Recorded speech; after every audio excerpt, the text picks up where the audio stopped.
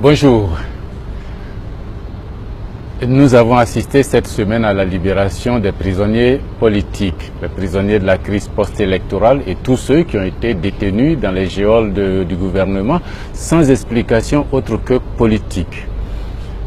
De façon illégale, ils ont été maintenus, ils ont purgé de longs mois de peine, ils n'ont pas eu de procès équitable et puis bon, ils ont été libérés.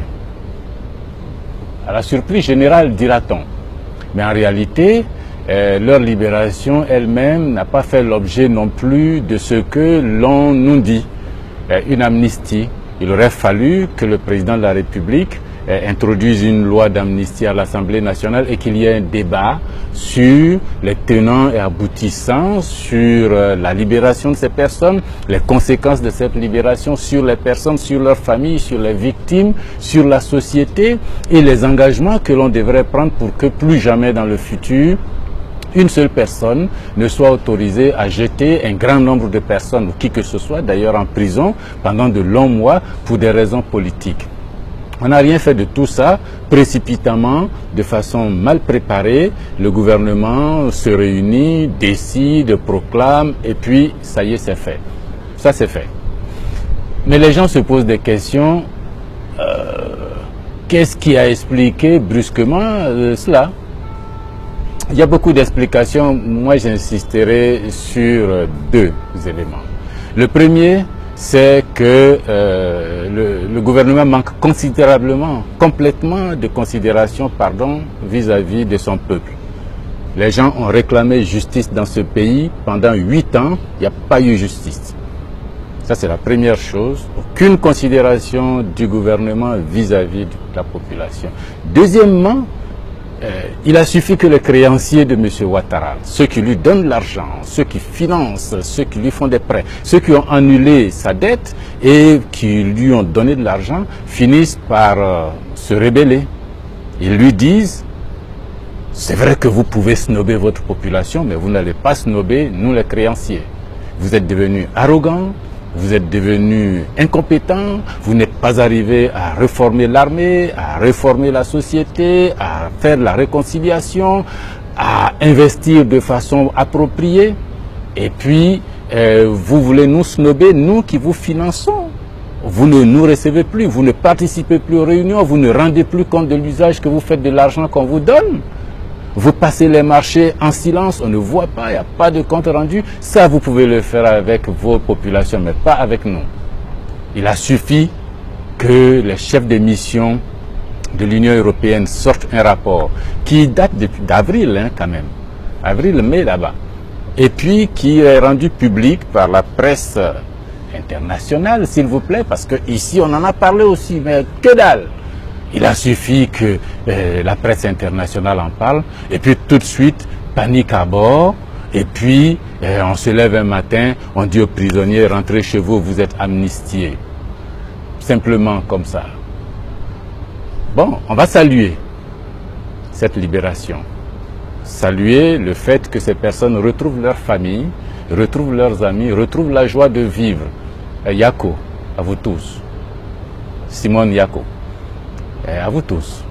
Mais ce n'est pas terminé. Maintenant, mon problème, c'est comment faire pour que plus jamais dans ce pays, une seule autorité ne puisse arrêter une seule personne, l'emprisonner de façon abusive, lui faire un procès de façon abusive, et puis la libérer de façon abusive. Ça, c'est mon problème pour la Côte d'Ivoire. C'est ça mon problème. Et je vous suggère depuis longtemps le régime parlementaire, je vous suggère depuis longtemps l'état de droit. L'état de droit.